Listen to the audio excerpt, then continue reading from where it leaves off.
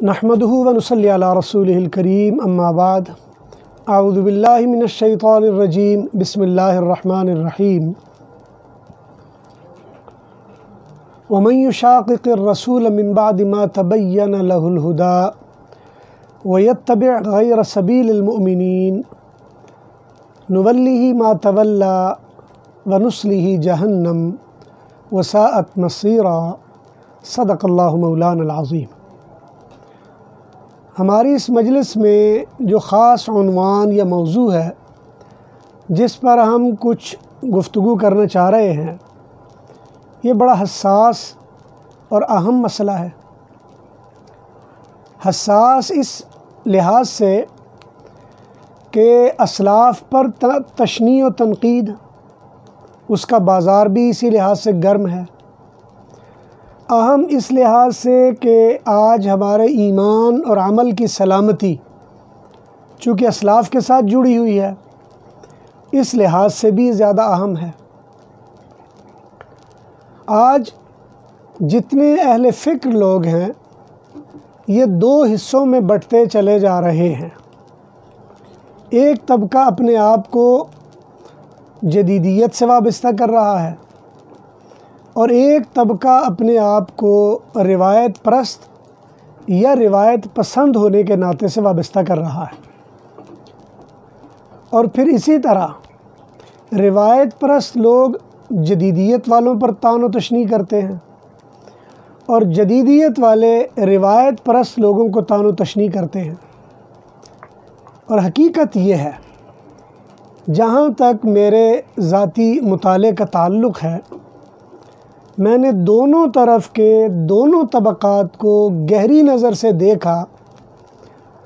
یہ دونوں طبقات جدیدیت سے متاثر ہیں۔ فرق صرف اتنا ہے کہ ایک طبقہ اپنے آپ کو جدیدیت کا علمبردار کہتا بھی ہے، مانتا بھی ہے، دعویٰ بھی کرتا ہے اور لوگوں کو اس کی طرف بلاتا بھی ہے، اور دوسرا طبقہ وہ اپنے آپ کو روایت پسند یا روایت پرست کہتا بھی ہے اور اس کا دعویٰ بھی یہ ہے کہ روایت پرست ہونا چاہیے، لیکن حقیقت میں وہ بھی جدیدیت کے ڈسے ہوئے ہیں۔ اس وقت میری مراد نمبر 1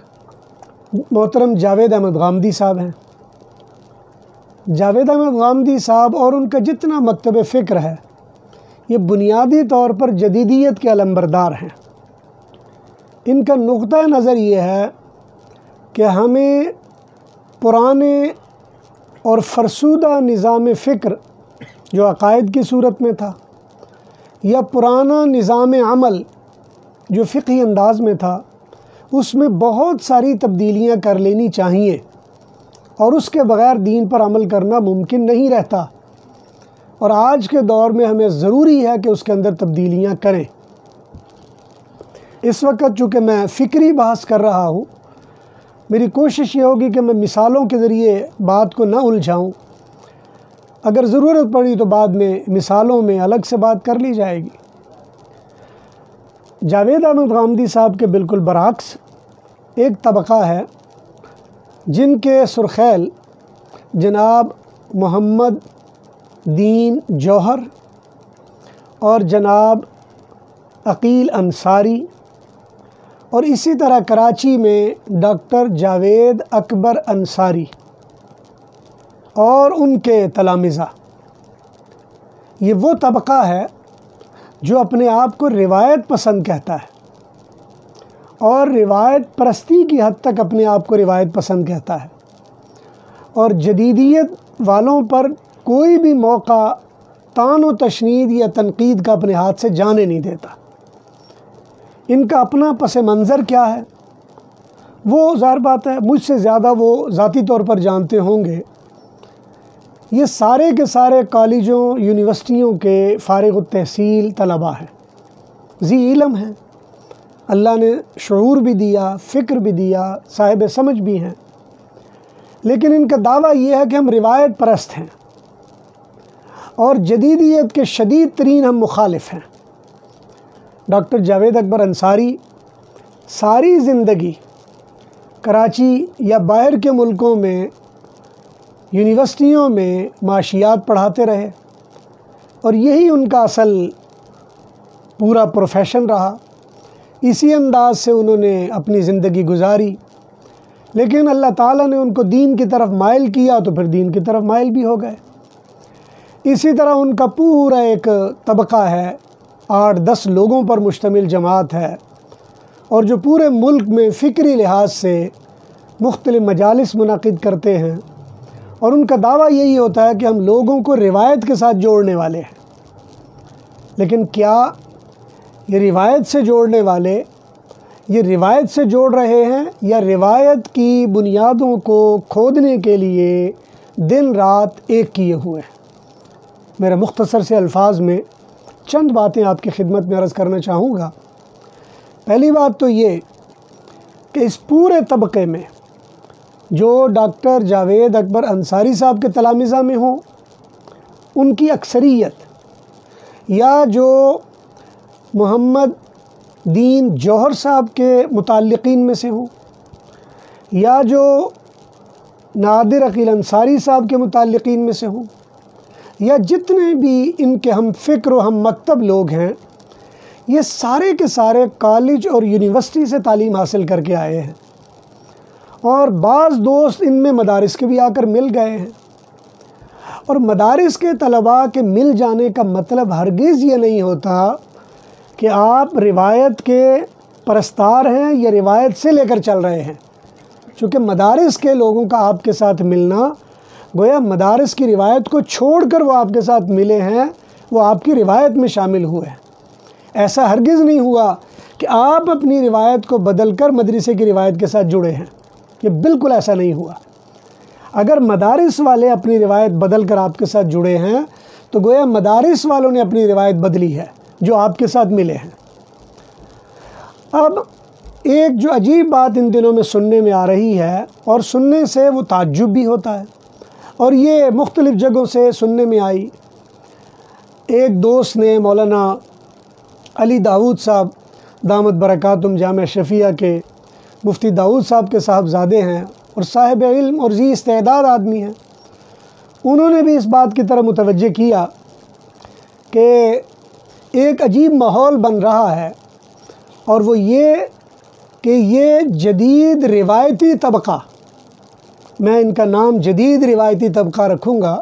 اس لیے کہ یہ جدیدیت سے روایت کی طرف آئے ہیں اور جدیدیت کو روایت میں پرو کر آگے لے کے جانا چاہتے ہیں۔ اس لیے یہ جدید روایتی طبقہ آج کل یہ دعویٰ کرتے ہوئے نظر آتا ہے کہ بر صغیر پاک و ہند میں سب سے پہلے جدیدیت کی بنیاد شاہ ولی اللہ نے رکھی ہے، اور شاہ ولی اللہ نے جدیدیت کی بنیاد رکھ کر جدیدیت کے لیے دروازہ کھولا ہے۔ اور اگر جدیدیت کو گمراہی کہا جائے تو یوں کہا جائے گا کہ شاہ ولی اللہ نے اس گمراہی کا دروازہ کھولا ہے۔ اگر جدیدیت کو دین سے برگشتگی کہا جائے تو گویا شاہ ولی اللہ نے دین سے برگشتہ ہونے کا دروازہ کھولا ہے۔ اس کا جو بھی آپ اس کی اپلیکیشن کریں گے تو ظاہر بات ہے آپ اس کو شاہ ولی اللہ سے جوڑنا چاہ رہے ہیں، اور آپ یہ کہنا چاہ رہے ہیں کہ گویا شاہ ولی اللہ نے جدیدیت کی بنیاد رکھی۔ اور اس میں بھی مزے کی بات یہ کہ آپ میں سے بعض احباب یہ کہتے ہیں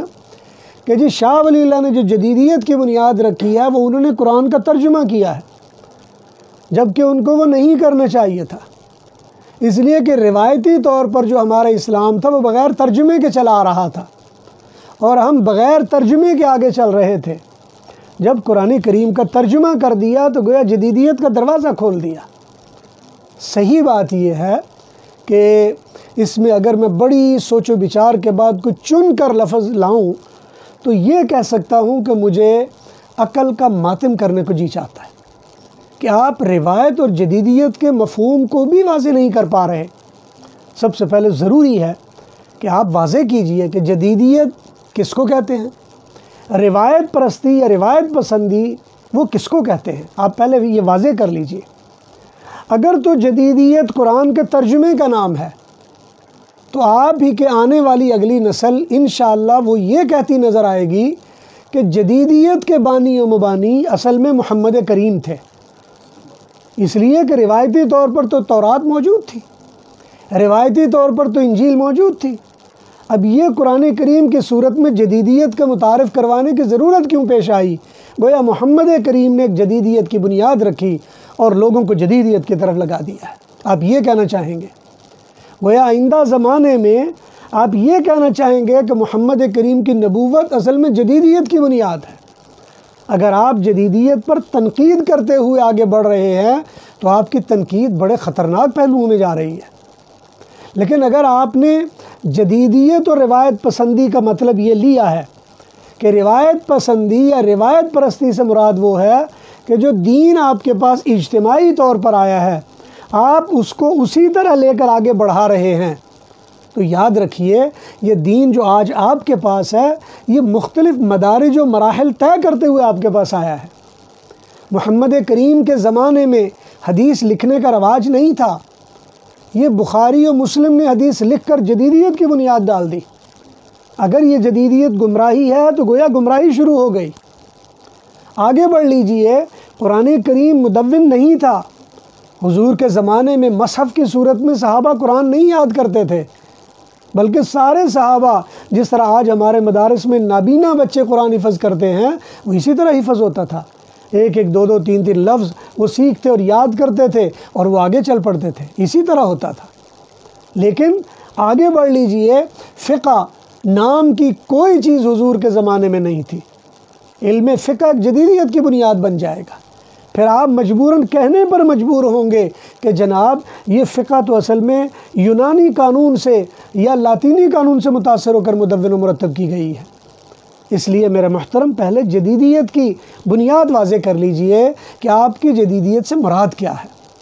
اگر تو جدیدیت سے مراد یہ ہے کہ ایسا کام جو نہیں کیا جانا چاہیے تھا اور روایتی طور پر جو چیز آپ کے پاس پہنچی ہے اسی کو آپ نے آگے منتقل کرنا تھا، تو آپ ایک ایک قدم پر سوالات کے جواب دینے کے لیے تیار ہو جائیے اور آپ اس کے سوالات کے جوابات نہیں دے سکیں گے۔ آج آپ جاوید احمد غامدی کے مکتب فکر پر یہ سوچ کر اعتراض کر رہے ہیں کہ وہ جدیدیت کی طرف چلے گئے ہیں اس لیے وہ گمراہ ہو گئے ہیں اور راستے سے ہٹ گئے وہ ٹھیک نہیں کر رہے ہیں، تو یہ جدیدیت کا مفہوم جو آپ پیدا کر رہے ہیں کل کو اس کے سوالات کے جوابات آپ نہیں دے پائیں گے۔ لیکن اصل بات یہ ہے کہ جدیدیت کہتے کس کو ہیں؟ جدیدیت ایک فکر ہے، ایک طرز فکر ہے، ایک انداز فکر ہے، ایک سوچ ہے، اور وہ جو سوچ ہے وہ آگے منتقل کرنا اصل میں روایت یہ ہے۔ اور حقیقت بات یہ کہ اسی روایت کا نام ہے۔ وہ روایت انسانوں کے بدلنے کے ساتھ، حالات کے تقاضے کے بدلنے کے ساتھ، ضروریات کے بدلنے کے ساتھ معمولی سی تبدیلی اس میں آتی ہے، لیکن اصل جست اور روح اور اس کے اندر اصل فکر وہ اپنی جگہ پر موجود رہتی ہے۔ حضور اکرم صلی اللہ علیہ وسلم نے جو فکر دی ہے صحابہ کرام اسی فکر کو لے کے آگے بڑھے۔ صحابہ کرام کی اسی فکر کو ائمہ مجتہدین نے مرتب و مدون کیا ہے۔ ائمہ مجتہدین نے اسی فکر کو عملی صورت میں اور کتابی صورت میں آگے منتقل کیا۔ آگے چلتے چلتے وہ معاملات آگے بڑھتے چلے گئے۔ پھر امت محمدیہ میں 3 مختلف ادوار آتے ہیں، تینوں کا مزاج الگ ہے، میکانزم الگ ہے، تینوں کا انداز فکر الگ ہے۔ ایک بنو امیہ کا زمانہ ہے، وہاں بالکل انداز فکر جدا ہے۔ بنو عباس کا زمانہ آیا، بالکل انداز فکر جدا ہے۔ بنو عباس کے بعد 150 سال کا غلامی کا دور آیا، انداز فکر بدل گئے۔ عثمانیوں کا زمانہ آیا، انداز فکر بدل گئے۔ عثمانیوں کے زمانے کے بعد تقریباً 100 سال ہونے کو ہے، ہم غلامی میں اپنا وقت گزار رہے ہیں، انداز فکر بدل چکے ہیں۔ ان انداز فکر کو بدلنے کے ساتھ ساتھ آیا دین کو بھی بدلنا ہے یا دین کو اپنی سابقہ روش پر قائم رہنا ہے؟ اگر تو دین اپنی اسی سابقہ روش پر قائم رہے گا تو یہ روایت ہے۔ عمل اور انداز بدلے گا، گفتگو بدلے گی، طرز بیان بدلے گا، استدلال بدلے گا، انداز بدل جائیں گے، لیکن اصل دین ایک ہی رہے گا، اور وہی دین ہے جو آگے چل کر آگے بڑھتا چلا جائے گا۔ ابراہیم علیہ السلام سے لے کر محمد کریم تک آپ اگر کہیں گے ہر نبی نے الگ الگ دین دیا ہے تو گویا آپ یہ کہنا چاہ رہے ہیں جدیدیت ہے۔ لیکن قرآن کریم یہ کہتا ہے کہ واتبعت ملت آبائی ابراہیم حنیفا، میں تو اپنے آبا ابراہیم حنیف کی پیروی کرنے والا ہوں۔ اور یہ کہا گیا تلک امت قد خلت لہا ما کسبت ولکم ما کسبتم، یہ امت تھی جو گزر چکی ہے، ان کے اپنے اعمال تھے، تمہارے اپنے اعمال ہیں۔ اعمال کا انداز بدلتا ہے، فکر ایک ہی رہا کرتی ہے۔ قرآن کریم میں اللہ تعالیٰ نے فرمایا ہوا سماکم المسلمین من قبل وفی ھذا، ابراہیم نے تمہارا نام پہلے بھی اور اب تک وہ مسلمین ہی رکھا ہے، اسی کو لے کر محمد کریم آگے بڑھے ہیں، وہی طرز فکر آگے چلتا چلا جا رہا ہے۔ یہ کوئی جدیدیت نہیں ہے، ایک پرانی روایت ہے جو آگے چلتی چلی جا رہی ہے اور حضور کے ذریعے سے وہ آگے منتقل ہو رہی ہے۔ اس لیے اگر آپ یہ سوچ رہے ہیں کہ شاہ ولی اللہ نے قرآن کریم کا ترجمہ کیا ہے، شاہ ولی اللہ تو آپ کو اصل روایت سے جوڑنا چاہ رہے ہیں، اس لیے کہ جس زمانے میں شاہ صاحب نے ترجمہ کیا ہے اس زمانے میں عربی یہاں نام کو نہیں تھی، مدارس تو مفلوج ہو کر رہ گئے تھے اور آج تک بھی مفلوج ہو کر رہ گئے ہیں، لیکن اس زمانے میں فارسی طرز تکلم اور فارسی زبان وہ عام ہو چکی ہوئی تھی۔ شاہ ولی اللہ رحمہ اللہ کا کمال یہ ہے کہ روایت کو جاندار رکھنے کے لیے قرآن کریم کو فارسی زبان میں منتقل کر کے کہا کہ تمہاری روایت قرآن کے منہج سے ہٹنی نہیں چاہیے۔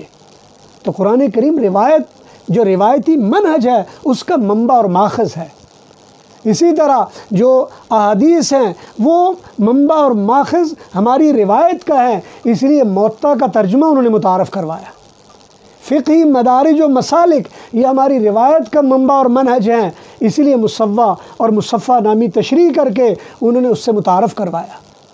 فکر و فلسفہ جو مسلمانوں نے اس کی بنیاد رکھی، جو قرآن کریم میں بار بار لعلکم تعقلون، لعلکم تذکرون یہ الفاظ کہہ کر مخاطب کیا جاتا ہے، اور جس کی وجہ سے مسلمانوں نے ایک فلسفے کی بنیاد رکھی جو خالص اسلامی فلسفہ تھا، اور جس نے یونانی فلسفے کو سائیڈ لائن کر دیا، اور ایک مسلمانوں نے طرز فکر کے لیے، انداز اور منہج کے لیے علم منطق کی بنیاد رکھی، جس نے یونان کی منطق کو سائیڈ لائن کر دیا تھا، اور اسی کو جمع کر کے شاہ ولی اللہ آگے ہمیں دے رہے ہیں، اور سطعات اور لمحات اور اسی طرح ہمعات اور اسی طرح حوامے اور اسی طرح حجت اللہ البالغہ اور اسی طرح البدور البازغہ، یہ وہ کتابیں ہیں جو روایتی فکر تھی اس کا علمی منہج کتابی صورت میں ہمارے حوالے کر رہے ہیں۔ لیکن ہاں صورتحال یہ ہے کہ آپ ساری زندگی انگریز کی تعلیم حاصل کرتے کرتے، انگریزی پڑھتے پڑھتے اگر اللہ تعالیٰ نے آپ کو دین کی طرف میلان دے دیا ہے تو آپ نماز کی طرف مائل ہوئے ہیں۔ آپ کو چاہیے کہ آپ اپنی فکر کا پہلے آپریشن کیجئے اور دیکھیے آپ کی کون کون سی فکر دین کے منہج کے مطابق ہے اور کون کون سی دین کے منہج سے ہٹی ہوئی ہے، اس لیے کہ آپ تو وہ فکر کہیں اور سے لے کر آ رہے ہیں۔ اور ہوتا یہ ہے کہ گمراہی جب بھی اہل علم میں آیا کرتی ہے وہ مختلف سویلائزیشن کے ان کے میٹا فزیکل کانسیپٹ کی وجہ سے پیدا ہوتی ہے، جو بھی ان کے مابعد طبیعتی تصورات ہوتے ہیں ان کی وجہ سے قوموں میں گمراہی آیا کرتی ہیں۔ مسلمانوں کا، ان کی سویلائزیشن کا اور ان کے معاشرت کا اپنا ایک مابعد طبیعتی تصور ہے، وہ مابعد طبیعتی تصور محمد کریم سے لے کر آج تک اہل علم اور علماء کے اندر اسی طرح چلتا چلا آ رہا ہے۔ ہر مجتہد، ہر اہل علم، ہر فکر و فلسفہ سے آگاہ آدمی وہ اسی سے جوڑنے کی کوشش کرتا ہے، ہر صوفی وہ اس سے جوڑنے کی کوشش کرتا ہے۔ اور اگر آپ کسی ایک دو تین باتوں کی وجہ سے ایسا سوچنا شروع کر دیتے ہیں تو یاد رکھیے پہلے آپ کو اپنے فکر کے بارے میں سوچنا پڑے گا۔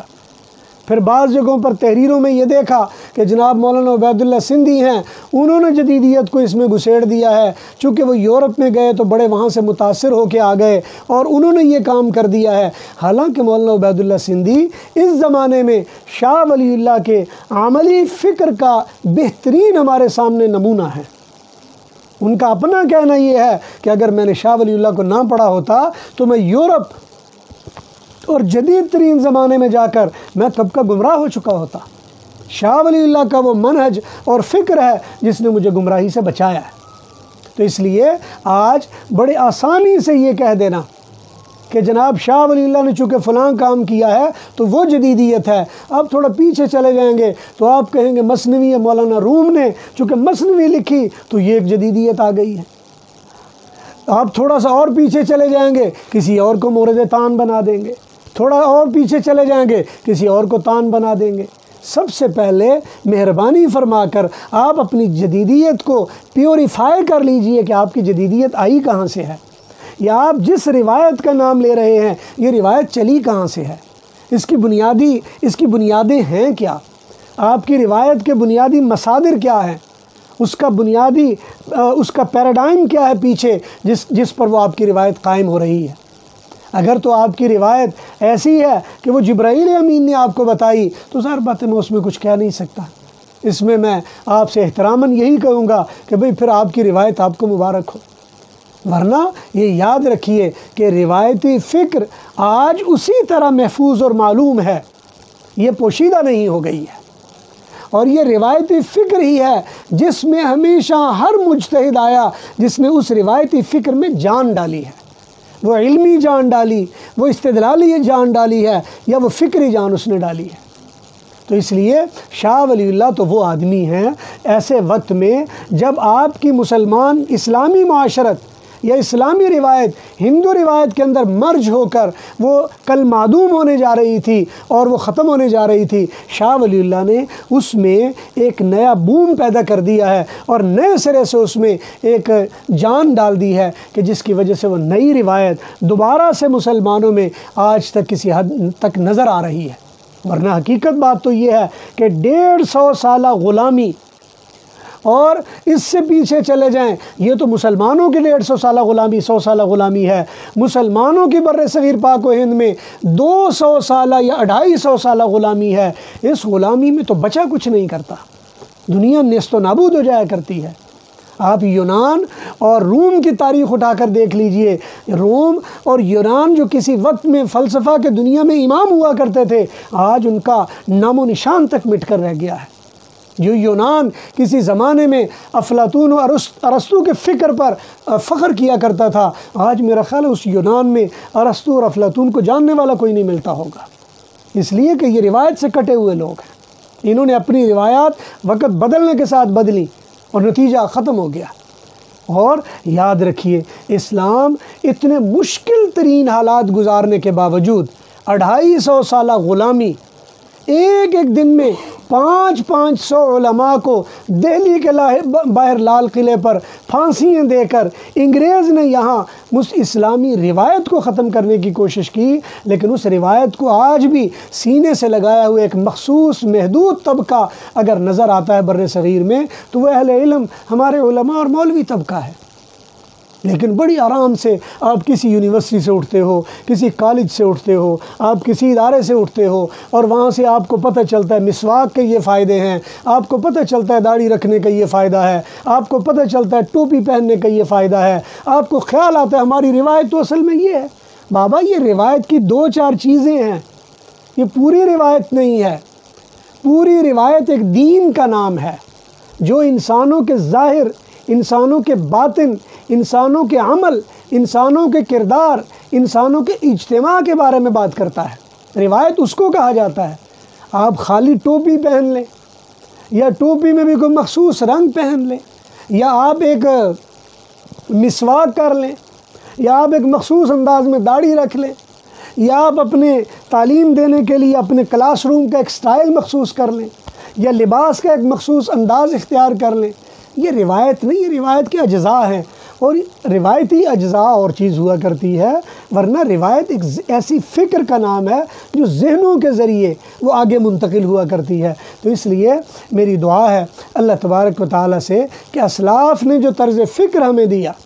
اور جو ہمارے تک روایت پہنچی ہے، اللہ ان کی صحیح معنوں میں پاسداری کی توفیق بھی نصیب فرمائے اور اس کو آگے منتقل کر کے اس کی حفاظت کرتے ہوئے اپنے آپ کو اس کے ساتھ جڑے رکھنے کی توفیق نصیب فرمائے۔ وآخر دعوانا ان الحمد للہ رب العالمین۔